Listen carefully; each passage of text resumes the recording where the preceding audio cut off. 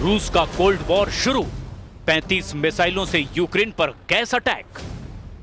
रूस ने एक बार फिर से यूक्रेन पर तूफानी हमलों से अमेरिका और नेटो की बोलती बंद कर दी है। रात भर रूसी मिसाइलों और ड्रोन हमलों से यूक्रेन के गैस प्लांट और यूक्रेनी सैन्य अड्डों पर भीषण हवाई हमले हुए हैं।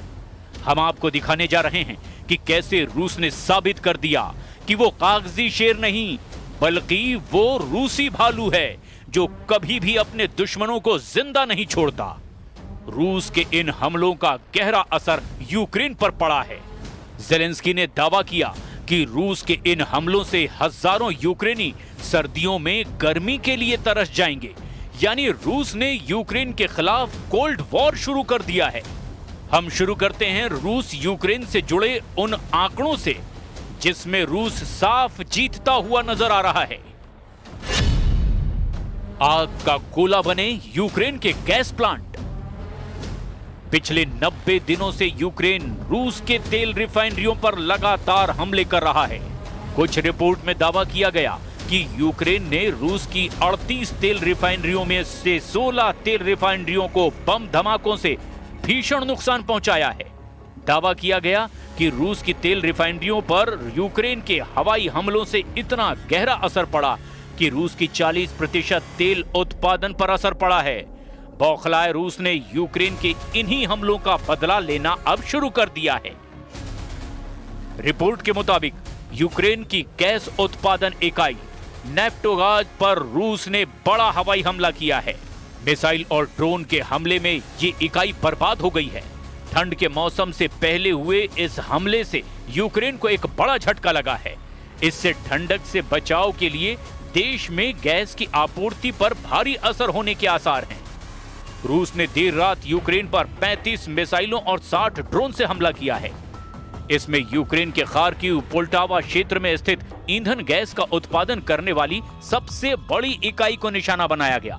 नेफ्टोगाज के सीईओ सर्गी कोरेत्स्की ने कहा कि इस गैस की आपूर्ति सेना को नहीं होती थी। इसके बावजूद रूसी सेना यहां पर हमला कर रही है। रूस के हमले की वजह से ही यूक्रेन के कई शहरों के हजारों घरों में बिजली और गैस की आपूर्ति ठप हो गई है। Способи завдати більше шкоди нашим людям. Тільки в одному цьому ударі, саме по газовим об'єктам, було 35 ракет, в тому числі балістика. Комбінований удар, лише половину ракет вдалося збити. Непроста ситуація на Чернігівщині після ударів дронами, в Славутичі, в Ніжині, також в самому Чернігові. इस बीच यूक्रेन ने भी पलटवार करते हुए कजाकिस्तान सीमा के नजदीक मौजूद रूसी शहर ओरस्क की ऑयल रिफाइनरी पर ड्रोन से हमला कर दिया। इस हमले के बाद रिफाइनरी परिसर में आग की लपटें उठती देखी गई। इस हमले से हुए जानमाल के नुकसान का अभी तक पता नहीं चल पाया है। इधर रूस यूक्रेन युद्ध को लेकर रूस के राष्ट्रपति व्लादिमीर पुतिन ने एक बड़ा फैसला किया जिसने पूरी दुनिया को परेशान कर दिया है।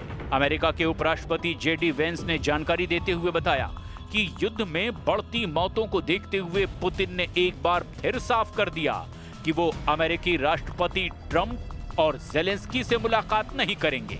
इधर कुछ रिपोर्ट्स में दावा किया गया कि वॉशिंगटन में मौजूद centre for studies and international studies का अनुमान है कि 2.5 लाख से ज्यादा रूसी सैनिक और 60,000 से 1 लाख यूक्रेनी सैनिक मारे गए हैं।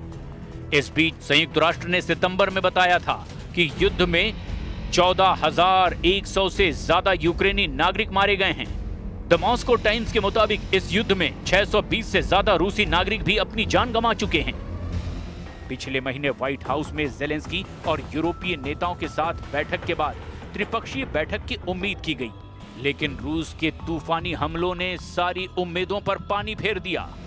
दूसरी तरफ रूसी रक्षा मंत्रालय ने भी इस साल यूक्रेनी क्षेत्र के 4,714 वर्ग किलोमीटर पर कब्जा करने का दावा किया था। वॉशिंगटन स्थित think tank institute for the studies of war यानी ISW का अनुमान है कि रूसी आंकड़े का वास्तविक आंकड़ा 3,434 वर्ग किलोमीटर के करीब है। रूस कब्जे का ज्यादा इलाका बता रहा है। खबर है कि 25 से 29 सितंबर के बीच रूसी सेनाओं ने निप्रोपेट्रोव्स्क में भी कलिनोवस्कोय, स्टुपोय और डोनेस्क में डेरिलेवो, मेस्कॉय, सेंड्रीगोलोव और किरोवस्क पर कब्जा करने का दावा किया। रूस की सेना ने सितंबर में यूक्रेन के 447 वर्ग किलोमीटर यानी 172.6 वर्ग मील क्षेत्र पर कब्जा कर लिया। अमेरिका स्थित युद्ध अध्ययन संस्थान के विश्लेषण से पता चला कि जुलाई में 634 वर्ग किलोमीटर इलाके पर कब्जा करने के बाद ये गति धीमी हो रही है। वहीं दूसरी तरफ यूक्रेनी राष्ट्रपति व्लादिमीर ज़ेलेंस्की कोपेनहेगन में 50 राष्ट्राध्यक्षों,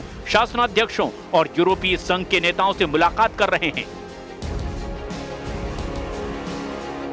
Russia will not stop until they are forced to do so. And they are a threat, not only to Ukraine, but to all of us. Today we have one major task ahead of us. We have to make our common Europe so strong that war against us becomes unthinkable. And we have to do it now. ये अंदाजा लगाना बेहद मुश्किल है कि अगर परमाणु जंग छिड़ी तो कौन सा देश जीतेगा, लेकिन इस वक्त रूस ने अपने तेवरों से साबित कर दिया है कि रूस यूक्रेन में अपना मिशन पूरा करने के लिए अब किसी भी हद तक जाने को तैयार है।